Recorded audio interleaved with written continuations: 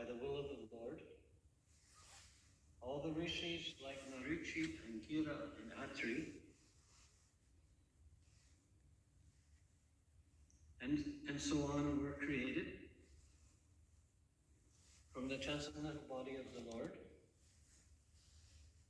And I also appeared along with them. Purport. The duration of the day of the life of Brahma is 4,320 million solar years. This is stated also in the Bhagavad Gita. So for this period, Brahmaji rests in Yoga Nidra within the body of Garbhodakshaya Vishnu, the generator of Brahma. Thus after the sleeping period of Brahma, when there is again creation by the will of the Lord through the agency of Brahma, all the great rishis again appear from different parts of the transcendental body, and Narada also appears. This means that Narada appears in the same transcendental body, just as a man awakens from sleep in the same body. Sri Narada is eternally free to move in all parts of the transcendental and material creations of the Almighty. He appears and disappears in his own transcendental body, which is without distinction of body and soul, unlike conditioned beings.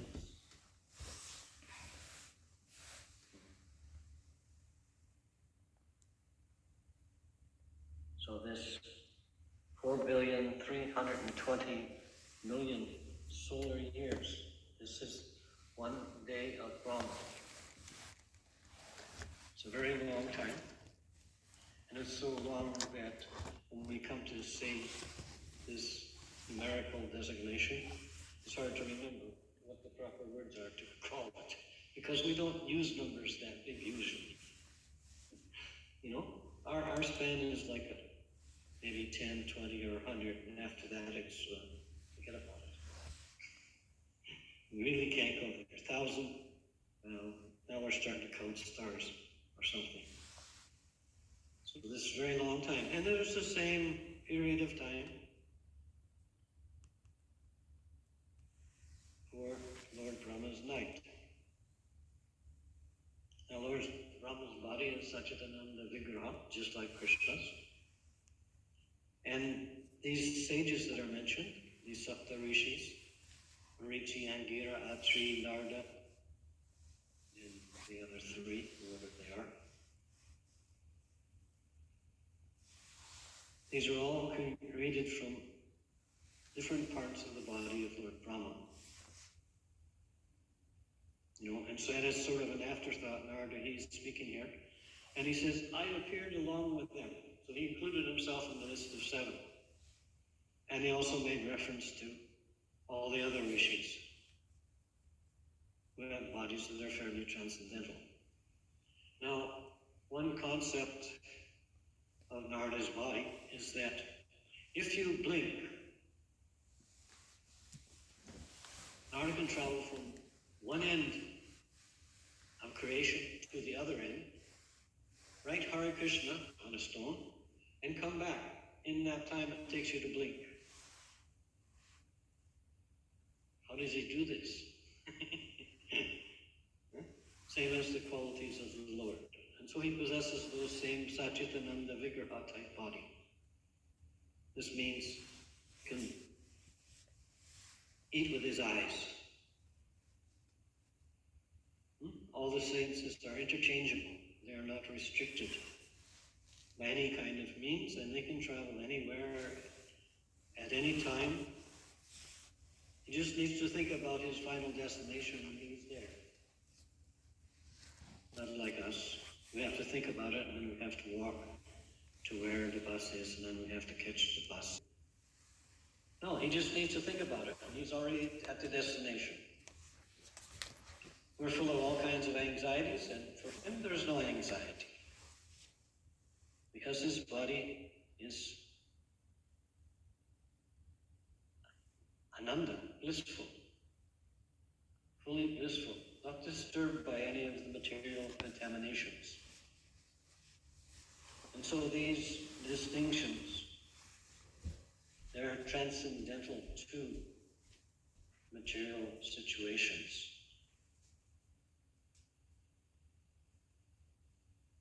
Just as sort of an afterthought.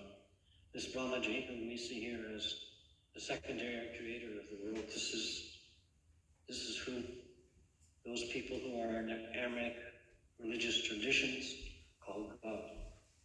So that is the Muslims, the Jews, and the Christians. So this is their depiction of God. And quite often in our literature, Lord Brahma is depicted as somebody with a long gray beard, like the Christians portray God by. Yet, within our tradition, Lord Krishna's body is also Satchitananda Vigraha, but he is ever youthful. To us, he appears ever youthful. Or actually, he can appear according to what the observer thinks he looks like. So, like in the Bible, Moses conceived that God was brilliant and bright, like the sun. Because during his life, he spent most of his life in a desert-type situation, and the greatest thing in the desert is the sun. Because there's no water there to speak of, very little. There's lots of sand, but the thing that controls everything is the sun, because at night, the sun's not there and it's a little cool, and then the sun comes back and it's very much any difficulty upon the observer. So in the desert countries, the sun is considered to be the greatest person, the greatest personage that is there. And so we are very much enamored by these statements that Narada is speaking. At the end of the millennium, when the personality of Godhead, Lord Narayan, lay down within the water of devastation, Brahma began to enter into him along with all creative elements, and also entered through his breathing. After 4,300,000,000 solar years, when Brahma awoke to create again by the will of the Lord, all the rishis like Marichi, Angira, Atri, and so on, were created from the transcendental body of the Lord, and I also appeared along with them. Since then, by the grace of the Almighty Vishnu, I traveled everywhere, without restriction, both in the transcendental world and in the three divisions of the material world. This is because I am fixed in unbroken devotion and service to the Lord. And thus I traveled, constantly singing the transcendental message of the glories of the Lord, vibrating this instrument called a veena, which is charged with transcendental sound, which was given to me by Lord Vishnu, Lord Krishna. So those 4 verses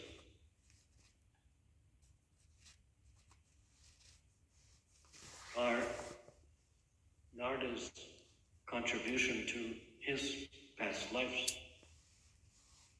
We have to remember in the one story where he is the son of a maidservant,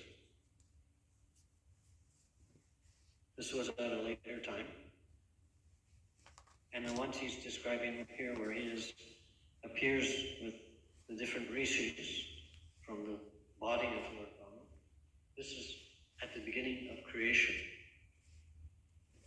When he was in his transcendental body, not in the body of a little 5-year-old boy that we heard about at the beginning of the chapter. Because all living entities, they take birth, they pass through various different bodies according to various different karmic activities, both good and bad. And they, or actually we, because we all do this. So we end up in the material realm. And we who are here have to understand that we are very much contaminated. We're here because we've been of a sinful behavior, and due to our envious nature, we are placed here where we have very little chance to control any situation, and we're totally under the control of our material body. Just think how many times during the day that you go to do something and your body doesn't let you do it. You plan to go somewhere, but the body, you're going here first. And there's no way you can counter it. And if you try to counter it, then you have all kinds of health problems. Maybe not right now, maybe 10, 20, 40, 50 years later. Without those health problems because of some activity you did in your youth that was not according to the call of nature. Whatever nature prompted you to do, and you said, no, I'm not doing that. Yeah? Because you transgressed that direction, you're saddled with some kind of physical difficulty. And everyone goes through this. At one time,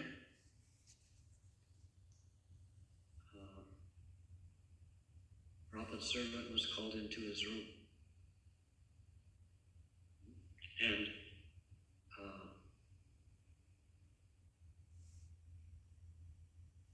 Prabhupada said to him, body is not very good for transcendental for rendering service because it's always in pain. And at this particular time, he said that there is so much pain that I can't translate right now. So we see everyone is experiencing in the material world some kind of pain or some kind of distress, some kind of anxiety. It is part of the material realm to remind us that we're not in our original transcendental state. Our spiritual body, our Satchitananda body, may be within this material corporal body and may be activating its activities, but we are not that transcendental body, or we are that transcendental body, but we are thinking that we are this material body. And we are identifying with that material body and its expansions, thinking that I am the controller, I am the master. But this is just our downfall. This is due to pride. So in order to advance in spiritual life, this pride has to be curtailed. To begin with devotional service, the consciousness has to be changed from thinking, what's in it for me, as to how may I serve you, Lord Krishna, or how may I serve you, my spiritual master. So this prideful nature has to be curbed. And this is evidenced by hearing the instruction given by the Lord's representative and carrying out the activity and not expecting any kind of return, any kind of remuneration, and to do it on a regular daily basis. And this is most exemplified in the chanting of the holy name. It's been built into it so that we can show by this activity of chanting these holy names with attention that we are actually surrendering, giving up our false ego and taking up our true transcendental role as the eternal servitor of Krishna.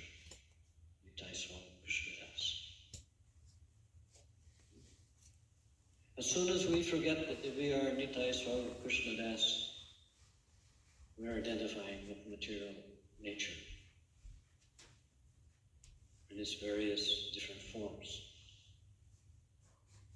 There is no advancement in spiritual life in that context. So we begin this service thinking, how may I serve?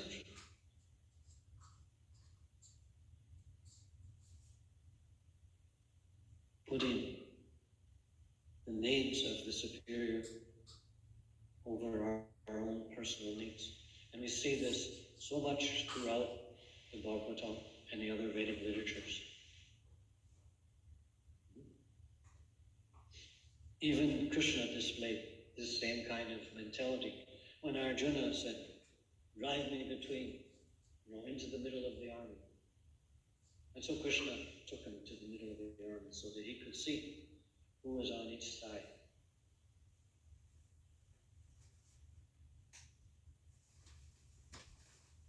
Sometimes Krishna plays the role of a servant, just as when he wrestles with the cowherd boys. And one cowherd boy appears to defeat him.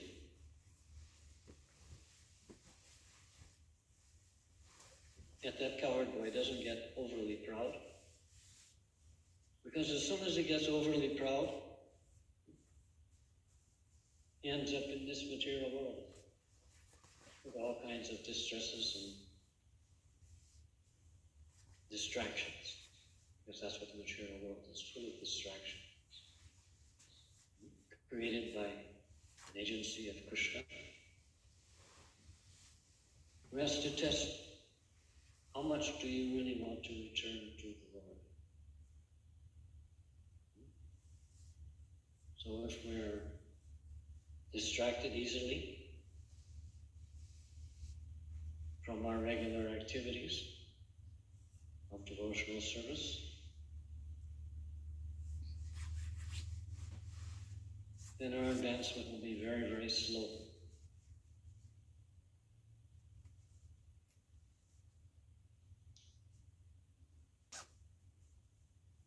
Within ISKCON, there have been, over the years,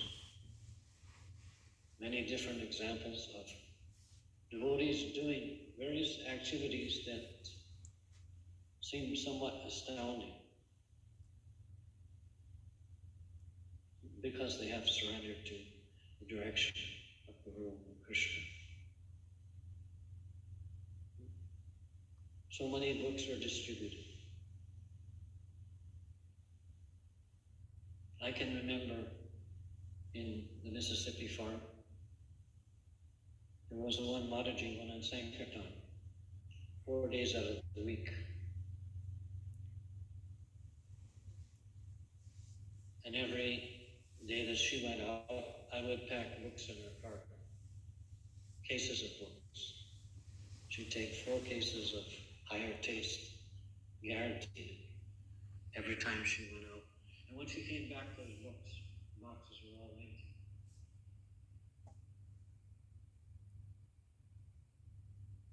And she had a big wad of cash to indicate where they went. Of course, once they left her hands, they may have gone somewhere else than was intended. It's hard to say. The key feature of book distribution, which we need to mention a little bit today because it is the advent of Bhagavad Gita, and has traditionally been the beginning day of the Christmas marathon, although there's not a marathon going on here. Some, not very much, not like it used to be. Even 10 years ago, there was more than there is now. And there was more. Further back you go, the more there was. Even when there was only 3 or 4 devotees, there were a lot of books going out because they were out on the street all day long. And when they go out on the street all day long, then there soon is more devotees in the temple. It's like the population population of the Vancouver Temple in 1970. I believe it was 1971.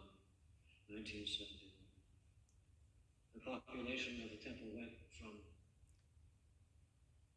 8 people to 22, because somebody went to a commune up the coast to Malakula and was preaching there, and 14 more people came down to find out what's going on. And they all moved into the temple. Others stayed in Balakula and occasionally would come. And everyone that was in Balakula read Krishna book and chanted on beads, although not 16 rounds. And they engaged in kirtan and they offered their food, and that was as far as they went. There were no regular principles in that group. Some of them made meat. Some of them engaged in all kinds of sex. They chanted Krishna's name every once in a while. But 14 came here and became full-time devotees. And some of those devotees are still in the area. Balakrishna's one of them. So, that seems quite amazing.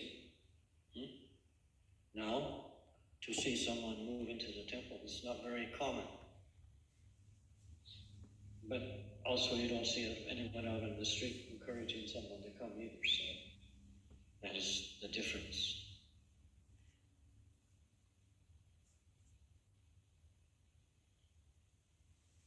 If we are to grow,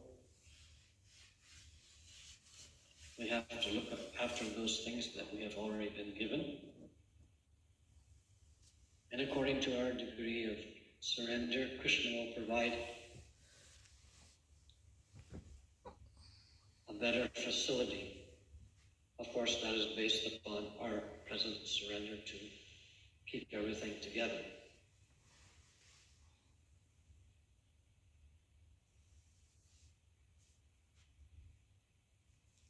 Also, today is Mokshadikadasi. I think that's what his name is, Mokshadikadasi. So, there again is some idea of liberation, of which Narada Muni has no business, because he is transcendental.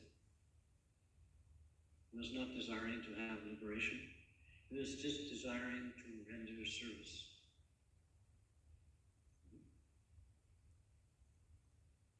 So by this rendering of service, all material difficulties are overcome, including the desire for liberation from this material world.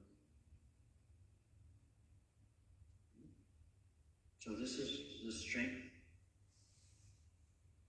of the devotional practice that begins with the chanting of the holy name and the surrender of the individual to that process. Are there any